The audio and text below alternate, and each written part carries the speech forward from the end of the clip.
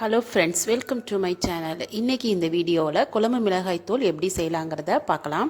Once இந்த மாதிரி நீங்கள் செஞ்சு வைக்கிறதுனால 6 மாதத்துக்கு மேலே வரைக்கும் கெட்டு போகாது. எல்லா குழம்புகளுக்குமே நம்ம யூஸ் பண்ணிக்கிற மாதிரி தான் இருக்கும். இந்த பொடி ட்ரை பண்ணி பாருங்கள். ஃபஸ்ட் டைம் நம்ம சேனலை பார்க்குறீங்கன்னா மறக்காமல் சப்ஸ்கிரைப் பண்ணி சப்போர்ட் பண்ணுங்கள்.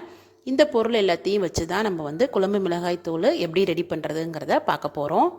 இந்த பொருள் எல்லாத்தையும் வச்சு எனக்கு 3 கிலோ அளவு குழம்பு மிளகாய் தூள் கிடைச்சது. என்னென்ன பொருட்கள் என்ன அளவுங்கிறத சொல்லிடுறேன். ஃபஸ்ட்டு 1 கிலோ மிளகாய். கொஞ்சம் உங்களுக்கு காரம் ஜாஸ்தியாக வேணும் அப்படின்னு நினச்சிங்கன்னா 1.5 கிலோ அளவுக்கு வரைக்கும் போட்டுக்கலாம். ஆனால் நான் 1 கிலோ தான் எடுத்துருக்கிறேன்.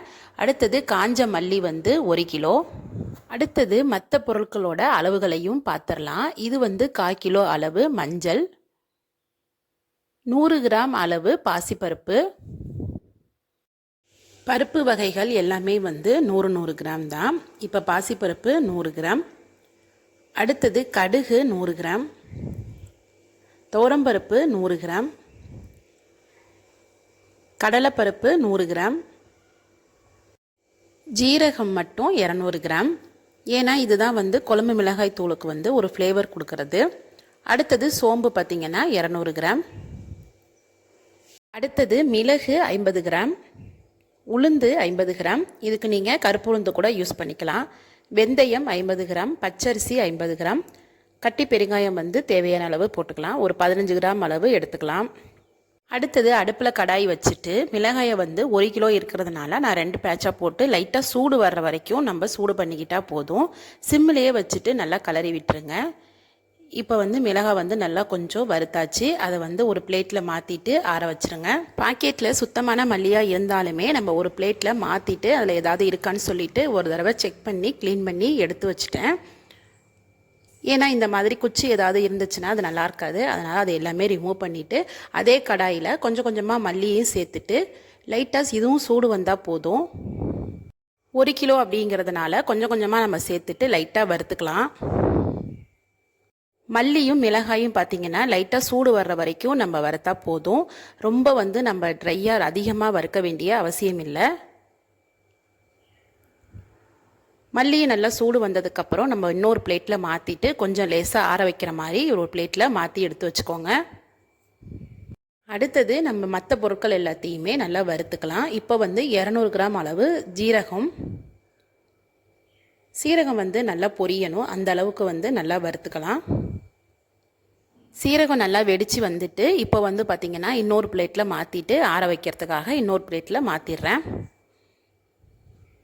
இது 200 கிராம் அளவு சோம்பு.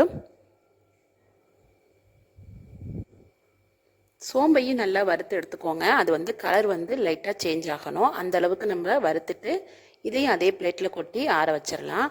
இது எல்லாமே வறுக்கிறதுக்கு அடுப்பு லோ ஃப்ளேம்லேயே இருக்கட்டும். ரொம்ப ஹை அளவில் வேண்டாம், மீடியம் ஃப்ளேம்லையாவது வச்சுட்டு நம்ம ஒன்று ஒன்றா வறுத்துக்கலாம். அடுத்தது பருப்பு எல்லாத்தையுமே நான் ஒன்றா போட்டுக்கிறேன். கடலைப்பருப்பு, துவரம்பருப்பு, பாசிப்பருப்பு ஒவ்வொன்றும் 100 கிராம். இது எல்லாமே சேர்த்துட்டு நல்லாவே வறுத்துக்கலாம். பருப்புகள் எல்லாத்தையும் ஒன்றா சேர்த்துட்டு கைவிடாமல் கலரிட்டே இருங்க. எதையும் தீர மாதிரி விடாமல் லைட்டாக நம்ம கலரிட்டே இருக்கும்போது லைட்டாக கலர் சேஞ்ச் ஆகும். அப்போ தனியாக ஒரு பிளேட்டில் மாற்றிடுங்க. அடுத்தது 1/4 கிலோ அளவு மஞ்சள். இதையும் அதே மாதிரி சூடு வந்தது வரைக்கும் நல்லா வறுத்துட்டு தனியாக அதே பிளேட்டில் மாற்றிட்டேன். நெக்ஸ்ட்டு பார்த்திங்கன்னா 50 கிராம் அளவு மிளகு. மிளகு நல்லா சூடாகணும். லைட்டாக வெடிக்கிற மாதிரி வந்ததுக்கப்புறம் அதை எடுத்துடலாம். குழம்பு மிளகாய் தூளுக்கு நம்ம வறுக்கிறதெல்லாம் இருக்குது. அதோட பக்குவமும் மனமும் டேஸ்ட்டும். அதனால் வறுக்கும்போது அடுப்பை ரொம்ப ஹையாக இல்லாமல் மீடியம் ஃப்ளேம்லேயே வச்சுட்டு எல்லா பொருட்களையுமே தனித்தனியாக வறுத்துக்கோங்க. அப்போ தான் மிளகாய் தூள் நல்ல டேஸ்ட்டாக இருக்கும், கெட்டு போகாமலே இருக்கும். அடுத்தது பார்த்திங்கன்னா 50 கிராம் அளவு பச்சரிசி. பச்சரிசியை சேர்த்துட்டு நல்லா நம்ம வறுக்கும்போது அது நல்ல ஒயிட்டாக மாறும். அப்போ தான் அரிசி பொரிஞ்சிட்டு நம்ம தெரிஞ்சுக்கலாம். இந்த ஸ்டேஜ் வந்ததுக்கப்புறம் நீங்கள் அதையும் பிளேட்டில் கொட்டி ஆற வச்சுருங்க. அரிசி இப்போ ரெடி ஆகிடுச்சு. அதையும் நான் பிளேட்டில் கொட்டிட்டு ஆற வச்சிடுறேன்.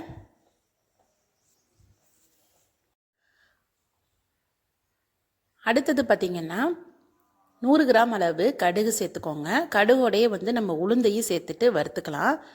இது வந்து 50 கிராம் அளவு குண்டு உளுந்து, வெள்ளை உளுந்து. இது வந்து 50 கிராம் அளவு கருப்பு உளுந்து. இந்த 2 உளுந்தில் வந்து நீங்கள் எதை வேணாலும் சேர்த்துக்கலாம்.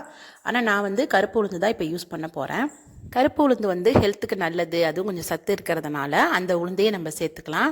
இப்போ கடுகோடையே வந்து உளுந்தையும் சேர்த்து வறுக்கும்போது கடுகு வந்து நல்லா பொரியணும். அதே சமயம் உளுந்து வந்து நல்லா கலர் சேஞ்ச் ஆகணும். இப்போ அதையும் தனியாக எடுத்து வச்சாச்சு. அடுத்தது வந்து 50 கிராம் அளவு வெந்தயம். வெந்தயம் வறுக்கும்போது கொஞ்சம் பொறுமையாக தான் வறுக்கணும். அடுப்பு வந்து சிம்மில் வச்சுட்டு கொஞ்சம் கலர் சேஞ்ச் ஆகிறதுக்கு கொஞ்சம் நேரம் ஆகும். ஆனால் வந்து வெந்தயத்தை நல்லா மணம் வர்ற வரைக்கும் வறுக்கணும். இதுதான் குழம்பு மிளகாய் தூளுக்கே வந்து வாசனையே கொடுக்கறது. அடுத்தது 15 கிராம் அளவு கட்டி பெருங்காயத்தை நல்லா பொரிச்சிட்டு அது கூடயே சேர்த்துக்கோங்க. தூள் பெருங்காயம் வேண்டாம், கட்டி பெருங்காயமே சேர்த்துக்கோங்க. நெக்ஸ்ட்டு பார்த்தீங்கன்னா 2 கைப்பிடி அளவு ஃப்ரெஷ்ஷான கருவேப்பிலையை சேர்த்துக்கோங்க. கருவேப்பிலை சேர்க்கறதுனால வந்து குழம்பு மிளகாய் தூள் நல்ல வாசனையாகவும் இருக்கும். மாதிரி பொடிகள் செய்யும்போது கருவேப்பிலை சேர்த்துக்கிட்டிங்கன்னா அதோட ஃப்ளேவர் வந்து நல்லாயிருக்கும். இப்போ எல்லா பொருளையுமே தனித்தனியாக வறுத்துட்டு பிளேட்டில் கொட்டினது வந்து நல்லா ஆறிடுச்சு. இதை எல்லாமே ஒரு வாளியில் மாற்றிட்டு மிஷினில் கொடுத்து தான் இப்போ நான் அரைக்க போகிறேன். 2 கிலோ மிளகாய் தூள் வந்து ஒருத்தங்க கேட்டிருந்தாங்க. அதனால் வந்து இப்போ எல்லா பொருட்களையும் வறுத்துட்டு நம்ம மிஷினில் கொடுத்து அரைச்சிட்டு வந்தாச்சு. அரைச்சிட்டு வந்த சூடு போனதுக்கப்புறம் பார்த்திங்கன்னா நம்ம அதில் வந்து விளக்கெண்ணெய் சேர்க்க போகிறோம். விளக்கெண்ணெயை சேர்க்குறோன்னு பார்த்தீங்கன்னா அந்த பொடி வந்து ரொம்ப நாள் ஆனாலும் கெட்டு போகாமல் இருக்கிறோம். அதே சமயம் நல்லாவும் இருக்கும். அப்படிங்கிறதுனால பியூரான விளக்கெண்ணெய் கிடச்சிச்சின்னா இந்த மாதிரி சேர்த்து நல்லா கலரி வச்சுருங்க. விளக்கெண்ணெயை ஒட்டுமொத்தமாக அப்படியே சேர்க்காம கொஞ்சம் கொஞ்சமாக சேர்த்துட்டு கைவிடாமல் நல்லா கலரி விட்டுருங்க. கட்டி இல்லாமல் நல்லா கலரி இப்பயே ஸ்டோர் பண்ணி எடுத்து வச்சிடலாம். இந்த மாதிரி உங்களுக்கு மிளகாய்த்தூள் வேணும் அப்படின்னு நினச்சிங்கன்னா ஸ்க்ரீனில் தெரிகிற நம்பருக்கு வாட்ஸ்அப் பண்ணுங்கள். டீட்டெயில் வந்து விளக்கெண்ணெய் சேர்க்கறதுனால கெட்டு போகும் அப்படின்னு நினைப்பீங்க. ஆனால் அந்த மாதிரிலாம் ஆகாது. நீங்கள் அப்பப்போ வெயிலில் எடுத்து வச்சுட்டு மூடி வச்சாலே போதும். ஒரு பொடி போதும், எல்லா குழம்புகளுக்குமே வந்து நம்ம யூஸ் பண்ணிக்கலாம். எங்ககிட்ட ஆர்டர் வர தான் நாங்கள் அப்பப்போ ரெடி பண்ணி கொடுக்குறோம். ஸோ நாங்கள் ஸ்டோர் பண்ணி வைக்க வேண்டிய அவசியம் இருக்காது. எங்ககிட்ட வந்து பொடி வந்து ஃப்ரெஷ்ஷாகவே கிடைக்கும். இதே மாதிரி உங்களுக்கு வேணும்னா வாட்ஸ்அப் பண்ணுங்கள். இந்த வீடியோ உங்களுக்கு யூஸ்ஃபுல்லாக இருந்துச்சுன்னா லைக் பண்ணுங்கள், கமெண்ட் பண்ணுங்கள். தேங்க்ஸ் ஃபார் வாட்சிங்.